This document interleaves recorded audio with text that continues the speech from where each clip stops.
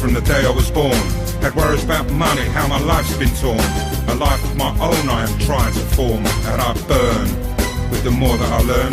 Take money from me that I just ain't earned yet, and make me sweat for the pennies that I get. Why don't people realise that banking's just a fraud and nobody's in debt? I'm not a person.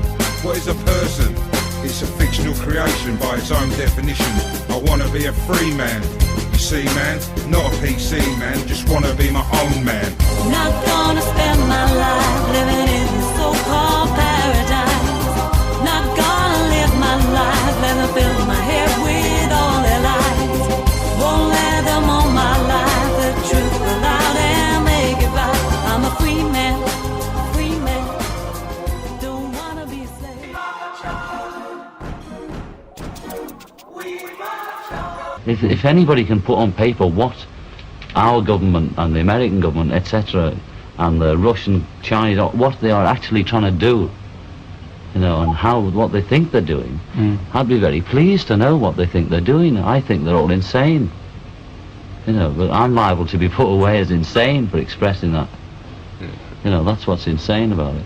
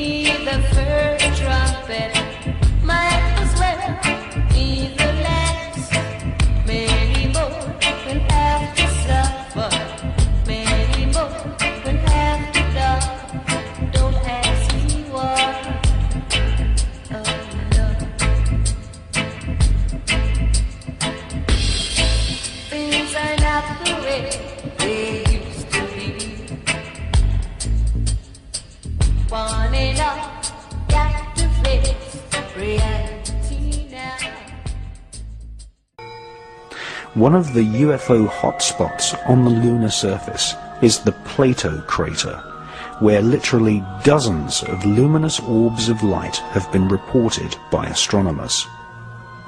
In addition to luminous UFOs on the lunar surface, NASA recorded the existence of mysterious shadows. In 1882, near the Aristotle area of the lunar surface, several dark shadows were seen. On September the 13th, 1959, astronomers were unable to photograph the lithosphere area of the lunar surface due to a large dark mass obscuring the terrain. And on September the 11th, 1967, Canadian astronomers reported a black cloud with violet edges floating across the Sea of Tranquility, the exact area chosen by NASA for the first Apollo moon landing in 1969.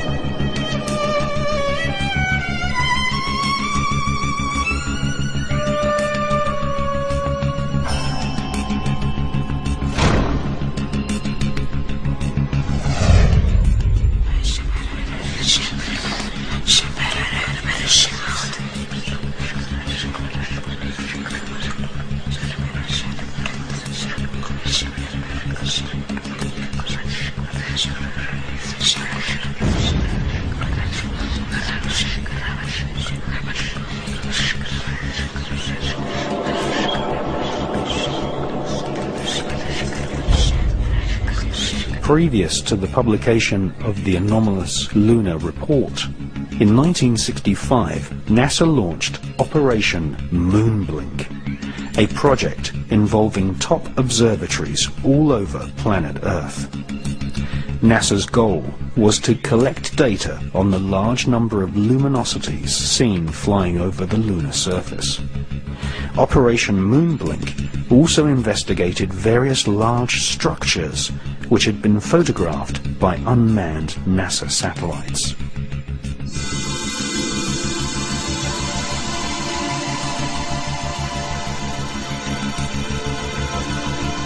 Some of these structures looked suspiciously artificial. In 1953, the science editor of the New York Herald Tribune had reported seeing a 12-mile-long structure, possibly a bridge, on the edge of the Mare Crisium crater. This structure could have been caused by volcanic activity. British astronomers Dr. H.P. Wilkins and the presenter of the world's longest-running TV series, The Sky at Night, Sir Patrick Moore, both confessed that the so-called bridge in the Mare Crisium crater had just popped up from nowhere.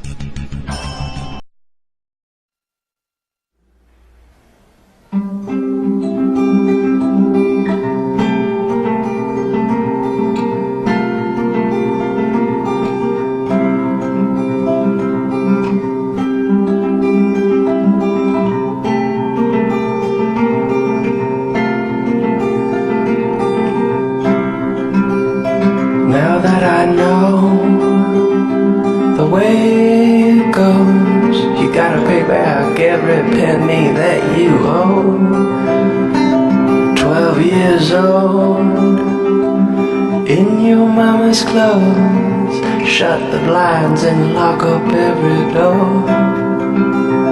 And if you hear someone's coming near, just close your eyes and make them disappear now.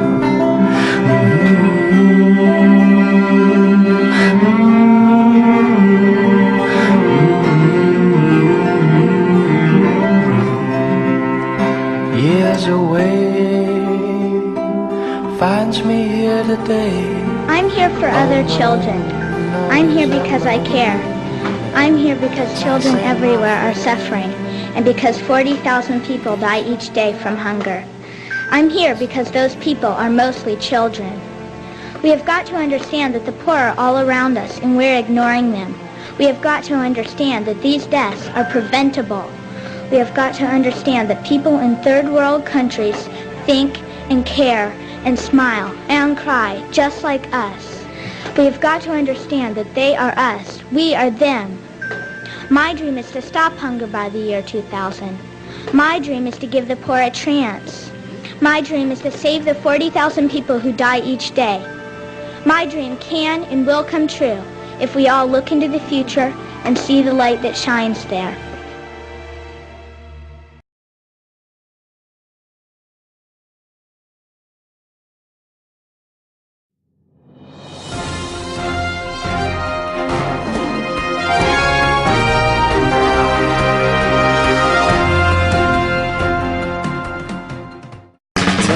Western leaders, including President Obama and UK Prime Minister David Cameron, are considering a no-lie zone over Libya as fighting continues between rebels and forces loyal to Gaddafi.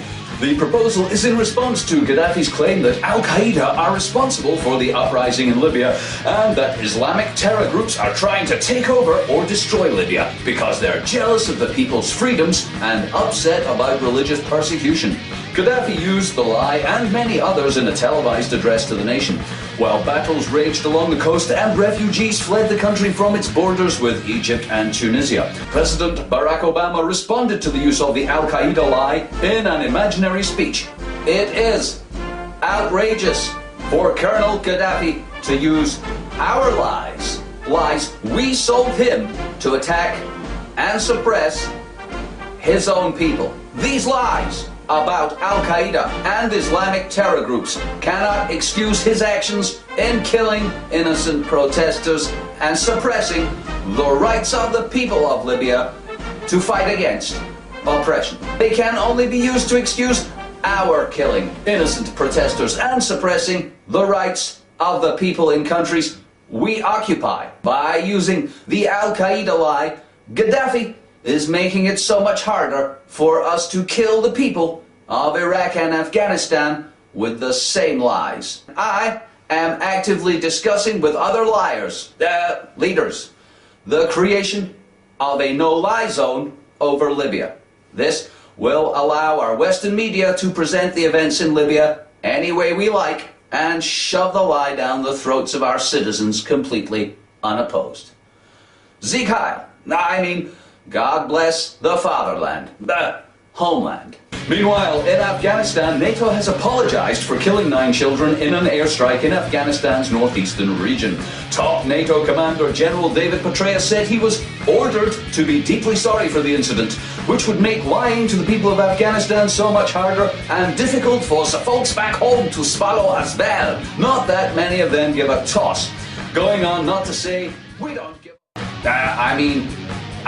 we are deeply sorry about this tragedy and apologize to members of the Afghan government. These deaths should never have been reported. That happened. And I will personally lie to President Karzai about them when he returns from his trip to London this week. Petraeus said he had ordered all helicopter crews to be rebriefed on the need to keep civilian casualties to the absolute minimum, and said the troops could face disciplinary action if they killed any more children than was absolutely necessary. Nice. In a related story, the price of crude lye is rising as the Libyan conflict intensifies, threatening the global economy, which has relied upon cheap lies for many years. A barrel of crude lye is currently trading at $120, but experts predict it could rise as high as $130 before more refined lies reach the market next month. Saudi Arabia previously said it would cover all of the extra demand not met by Libya by producing many more lies about how happy its own people are and how their absolute monarchy, backed by America, is not an affront to freedom-loving people anywhere, honestly. More on that story later.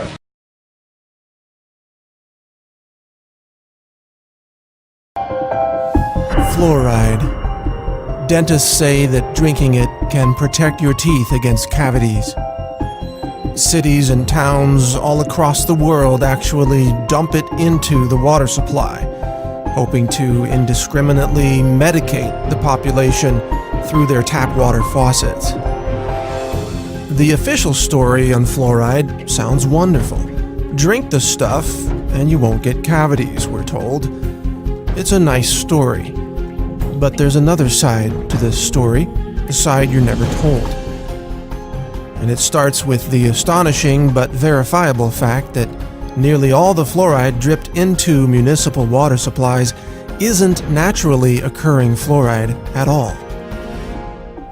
In fact, it's actually a combination of hexafluorosilicic acid and sodium silicofluoride.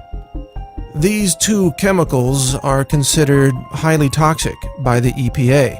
They're actually classified as hazardous waste, and when packaged for transportation, they must be labeled as poison and handled by workers wearing industrial safety gear. So, what are hexafluorosilicic acid and sodium silicofluoride, and where do they come from? That's the part of this story that you probably won't believe. That is, not until you check it out for yourself.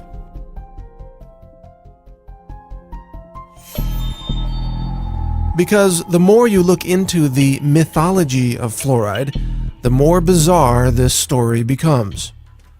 And this bizarre story begins at phosphate mining companies. Phosphate is an important mineral used in fertilizers. It's mined from natural rock deposits scattered across the world, and the phosphate rock is then refined to produce phosphoric acid. If that name sounds familiar, that's because it's one of the main ingredients in carbonated sodas, such as Coke and Pepsi. Phosphoric acid is often compared to battery acid. It's a highly acidic liquid that is believed to be the primary reason why drinking sodas can result in kidney stones and a loss of bone mineral density. Phosphate rock is also used to create fertilizers. The problem is phosphate is often contaminated,